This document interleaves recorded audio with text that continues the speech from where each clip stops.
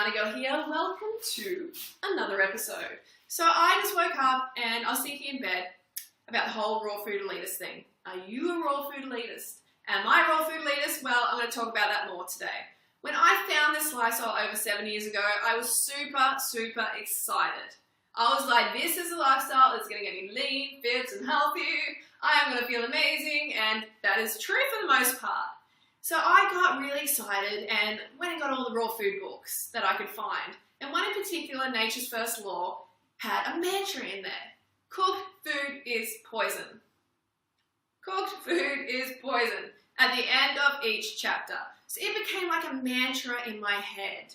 That was kind of the start of my, thinking that cooked food was absolute poison and it shouldn't go in the body.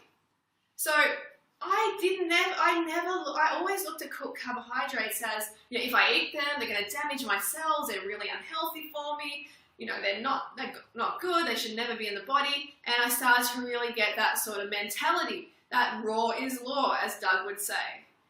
And personally, I find this really damaging.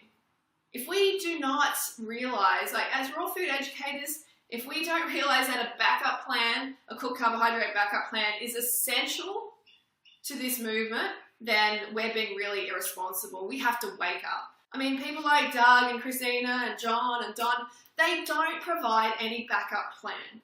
I mean, if you put out books and videos and information and blogs, and you don't provide a detailed, high-carb, cooked vegan backup plan, then you're being irresponsible. I'm serious about this. It is irresponsible. It is doing damage to the vegan movement.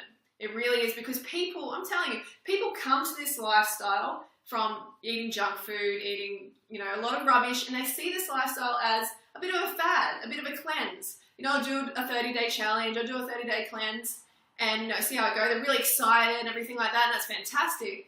But they start off with the cleanse. They start with the raw food journey for 30 days, and guess what? They get undercarbed, predictably. Everybody does at some stage, so they get undercarbed, and if they don't realize that there's a cooked carbohydrate backup plan, they just go.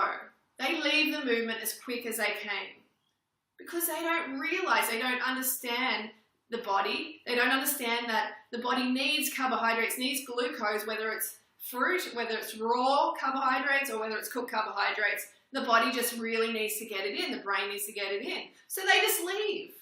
And this is something that we've noticed over the last couple of years since we've been recommending like Raw Till 4 and a cooked vegan backup plan, is that on our website, we're seeing people leave the movement. And we were kind of ignoring this for a long time and weren't really taking notice.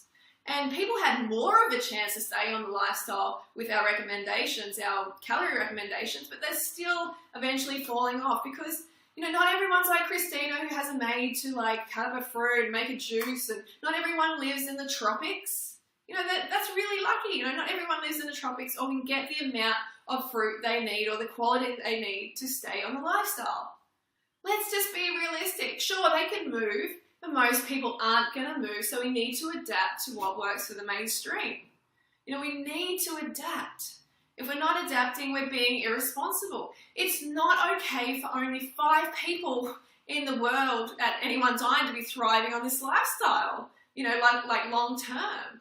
It's not okay. And if you're not taking notice of that, if you're not changing your approach, then you're really doing a disservice to the whole vegan movement. Because we have the opportunity, when those people come in, we have the opportunity to give them a backup plan and to keep them vegan for life. Please think about that very deeply, because this is something that I've thought about a lot, and my main goal in life is to help people, help the animals and help the planet. And I feel that with this backup plan, we have the chance to do that. So when we create this little elitist kind of group, this bubble where, you're saying raw is law, like Doug says, and, Christina's like, all cooked food is dead food. When we say this sort of thing, even if we're not consciously trying to create this elitist bubble, we are. Okay, if we're pushing this story onto people, it's kind of like a fairy tale. Yeah, raw is easy, you can do this easy, no problem, blah, blah, blah. It isn't easy for most people. You have to get real. It isn't easy for most people. So rather than exclude them from the club, let's include them. You know, let's not be elitist, like Doug says. Let's not be elitist. Let's welcome people. We want as many people as possible to be eating plants. We want to reach that critical mass where the planet turns vegan. Wouldn't that be wonderful? We don't have to be raw vegan, as long as people are vegan first and foremost. Let's get them vegan and let's provide that backup plan, because that is the main goal. Yeah, and let's not create this little group that excludes people. So if people fall back on some cooked carbohydrates, let's not chuck them out of the group. And I see that a lot in the raw food movement, and I think it's really, really wrong. And like I said, detrimental to the vegan movement as a whole. All right, so that's my little rant for today. Don't forget to go fruit.